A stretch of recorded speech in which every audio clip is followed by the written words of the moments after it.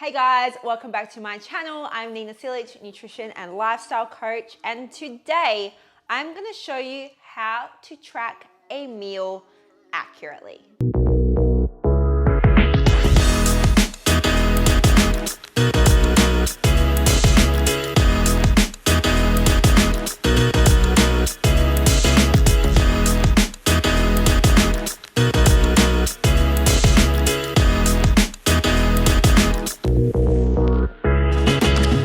Making a peanut butter jelly sandwich. No, we're not, because I ran out of jelly, but it's gonna be just as good because, or even better. Didn't Elvis eat these?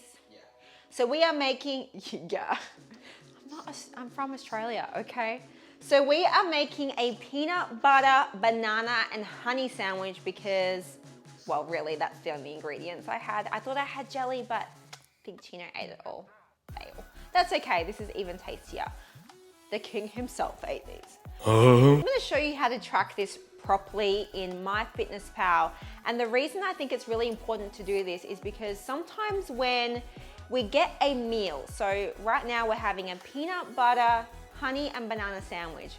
What a mouthful for one, but that's what we're tracking. So a lot of you would search for that in myfitnesspal or any other food tracking app. You would search for peanut butter and peanut honey, whatever, all these things sandwich, or peanut butter jelly sandwich, or chicken salad, or whatever it is you're eating, you search for that meal. But when we search for the generic item, it's not gonna be very accurate. People are entering these entries into the food tracking apps themselves, so they are going by the amount of ingredients they are using. So unless you do that yourself, it could be very inaccurate.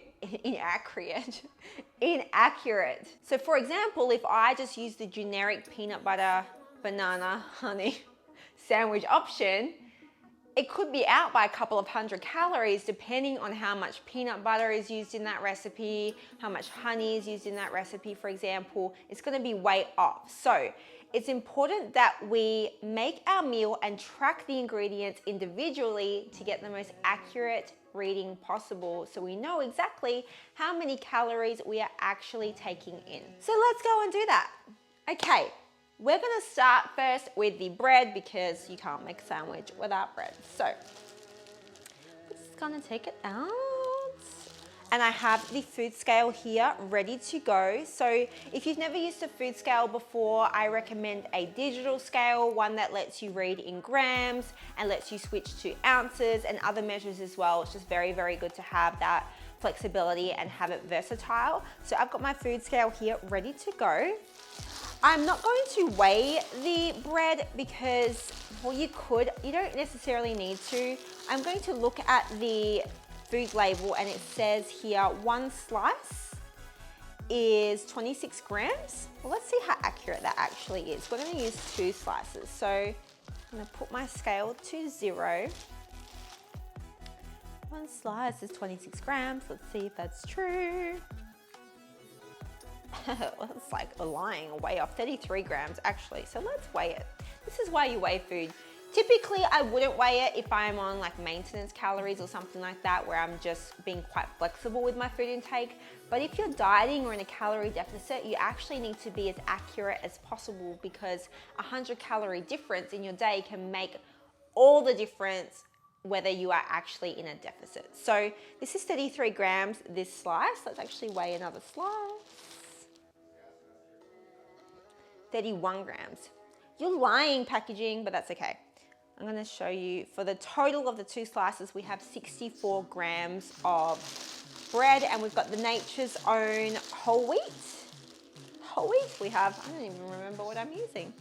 So I'm gonna enter that in straight away, and because this is a packaged product, it has a barcode, which I love. It makes things really, really easy. So I'm going to add this in my food tracking app. Where's my diary?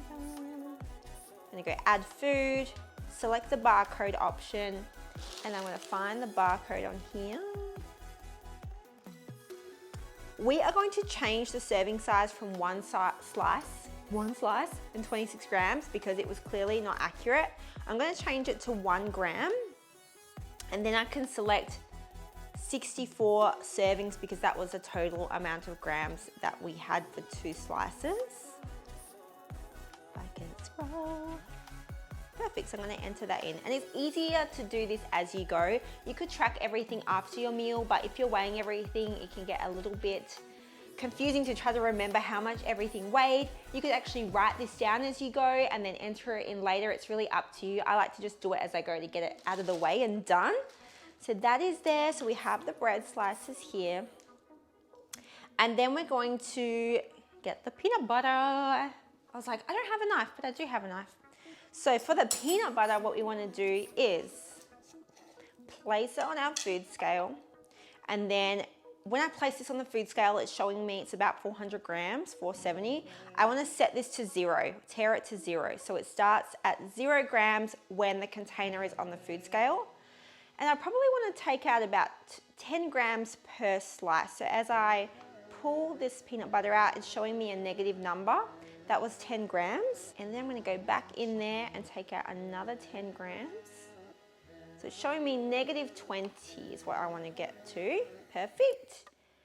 And that means I have 20 grams of peanut butter that I have taken out of the container. We can now enter this into the food tracking app really quickly. So again, because this is a product that is packaged, I'm going to use the barcode option.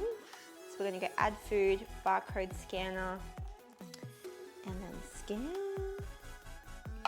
And this already comes up as 2 tablespoons as the serving, but that's not exactly what we use. So 2 tablespoons is 32 grams and we use 20 grams. And then we're going to use some banana.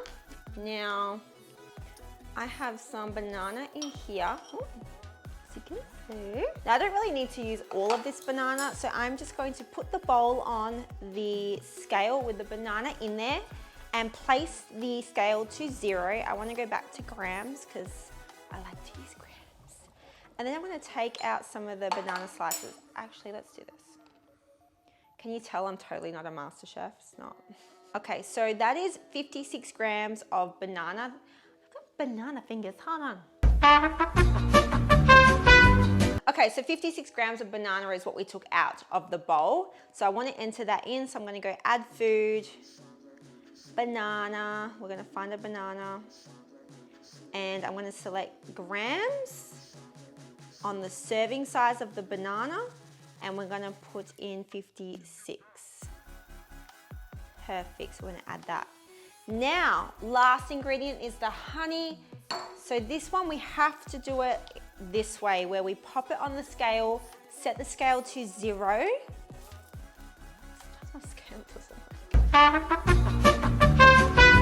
And then I'm going to drizzle the honey over here, okay? I'm going to drizzle it over. Delicious. And I'm going to place this back onto the scale and it's going to tell me how much honey is now missing from the container, and it's showing 10 grams. So we want to enter that in.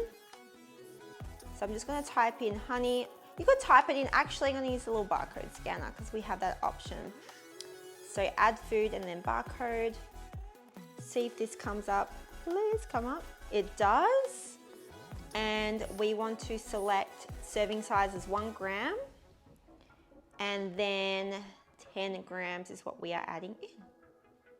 Perfect, so that's how you enter in the entire meal. This is a much more accurate way than searching just the generic meal, because now I have the exact amount of ingredients here in my sandwich. The exact same are in myfitnesspal and there's no errors there. So I can enjoy this, and I know, I haven't had one of these in ages actually. I'm gonna chop it up. Let's chop this up. If you guys have had a peanut butter, banana, and honey sandwich recently, let me know. If you've never tried one, let me know. I'd love to hear from you. But that's how you track a meal. So for any other meal that you use or have in the day, you still want to do this as accurately as possible. It does take a little bit more effort, but when I'm doing this and not talking to you guys, I can do it relatively quickly. It might just take an extra 5 minutes out of your day, but at least you're going to be tracking your food really accurately, and that's going to help you stay on track with your progress in the long run. Thank you guys so much for watching. I hope you found this video really helpful. If you did, please give it a thumbs up and make sure you subscribe, and I'll catch you next time.